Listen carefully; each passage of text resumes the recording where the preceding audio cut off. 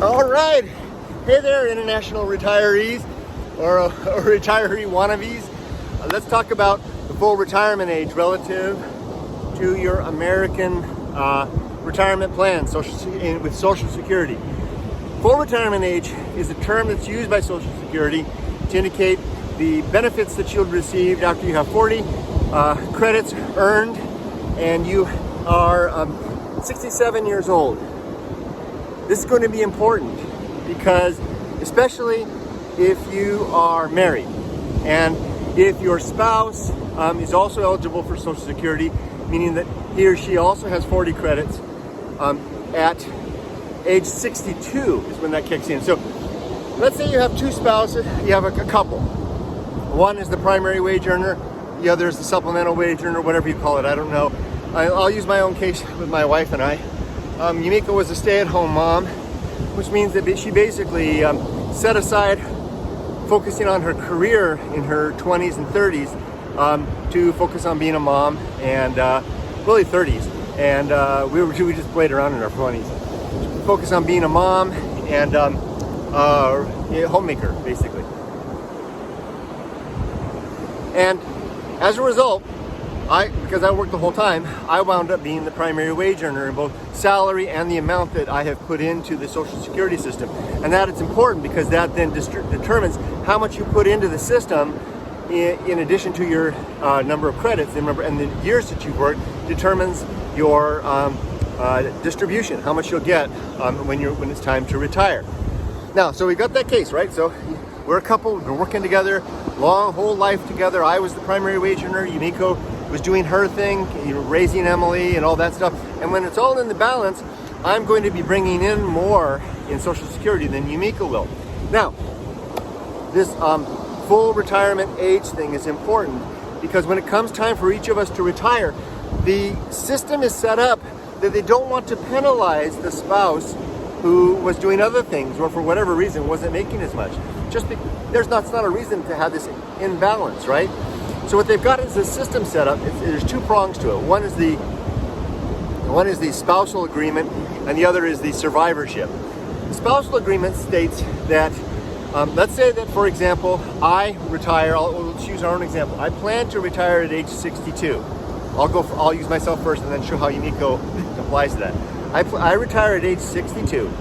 I then take a distribution that is at a lower level. It's probably the lowest level it will be. It just gets better from that if I keep postponing, of course, right? If I wait till 65 or 67 or 60 or 70, oh, heaven forbid, it's the best of all. So I'll be at a low level. But keep in mind, my full retirement age is still 67, okay? I get a much better benefit at 67 than I would at 62. So I start drawing my Social Security at that point.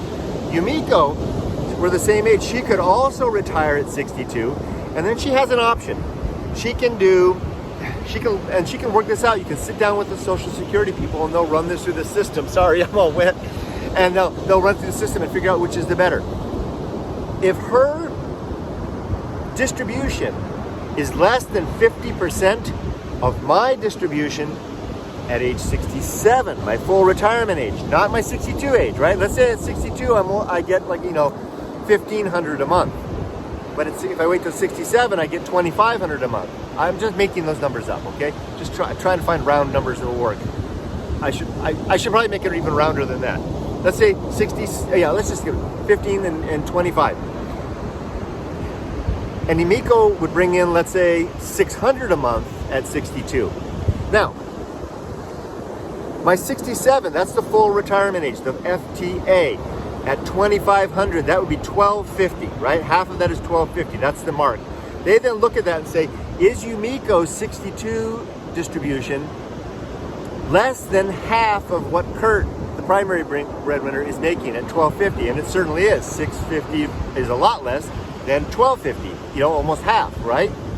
So what they'll say is, if that's the case, then we're going to bump this spouse up to as much as 100% of the 50% mark. They could bump Yumiko up to almost $1,250 or somewhere in range. They've got a calculator, a formula, so somewhere in there. But in any case, it's going to be better. Get it? 62, I drop out $1,500, I know $2,000 a month. I could have $1,500 a month, whatever it is, right? I could have gotten 25 if I waited to 67. They don't care about what I'm doing. They're looking at for Yumiko at what I could have had at 67. They then look at Yumiko at 62 and say, oh yeah, she's bringing in 650, but half of Kurt, her spouse's 2,500 is 1,250. Why don't we bump her up to, maybe 1,000, 1,100, 1,200, maybe 1,250, the halfway mark. And I'm going, what? How can this be? What's the angle, right? I mean, it sounds too good to be true. Now, I'll get to that part, the too good to be true part, in just a second. Now, the interesting thing is, though, if Yumiko is above the halfway mark, all bets are off. She can't do that. So if let's say, remember, that half of the 2,500 was 1,250. If Yumiko's 62 distribution is 1,300, she's got to just stick with that. Well, I mean, it's more than half anyway, so it doesn't make any difference. It's more, right? So there's that. Now, okay, so I've got all that down. There was something more to this. Hold on. I think I covered all that. Okay, I thought there was something more. Oh yeah, there was. Well, why does this seem too good to be true? This is actually just a good system. The idea is, because I actually looked into it regarding the philosophy of this. The philosophy is this: a couple gets together, they spend their life together, they create a family, a home, and they work really hard together. Maybe one of them is the primary breadwinner, the other one does these things that are maybe not making money, but very much contributing to the benefit of the family and the community as a whole. That person should not be penalized at the end when it comes to retirement because they did that. This system is designed to provide some sort of an equity and a balance in a way. Even if it means taxpayers are paying more to those people to do that, this is done for the well-being of both parties. Just sit on that for a second. I know there's probably some skeptics, maybe cynics out there who are saying, no, it can't be. It's got to be. They're looking after the screw you. I've tried to work this out every way to Sunday. I can't figure it out. It really does seem like it's set up to make sure, because what's going to happen? Okay, if we have our things separate, and then I kick the bucket, and then Yumiko's going to be left what? Because before I kick the bucket, we've got to combine both of them. We're living pretty good. Then I kick the bucket. Then she's stuck with $650 a month for the rest of her life. That's not very good. That's not very good for someone who's spent a life being a good member of the community. So she'll have that better one now. Okay, so that's good. That's good and fine. Now let's talk about. That's all called spousal benefits. Let's talk now about survivorship. Survivorship, of course, is just like it sounds. What happens when the one spouse dies and the other is there? You can, when that happens, let's say I die first, Yumiko can then petition to Social Security to drop her benefits, and then I get 100% she gets 100% of whatever my benefits are. So using that model of the 1,500 and the 650, she would then stop getting 650. She'd get my 1,500. Let's say that it was that way. And that also works out if she does the thing and she levels up. That also applies too, although it would be basically the same. Would it be the same? No, kind of the same. Yeah. I might have the numbers a little bit off there, but basically the idea is there that once I die, Yumiko can then, or any spouse can then petition to then get that survivor benefits 100% for the rest of their life. So that's a good thing as well to consider. So keep that in mind as you move forward. When you talk to the social, if you're married and when you go in to talk about Social Security, about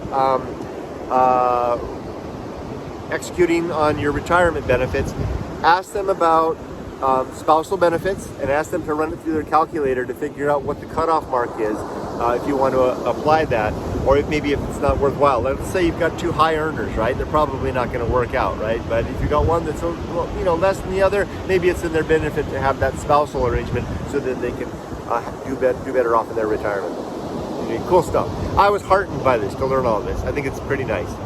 Okay, take care, everybody. Have a good one. Thanks for watching this a little more. Hopefully this information is helpful to you. Take care.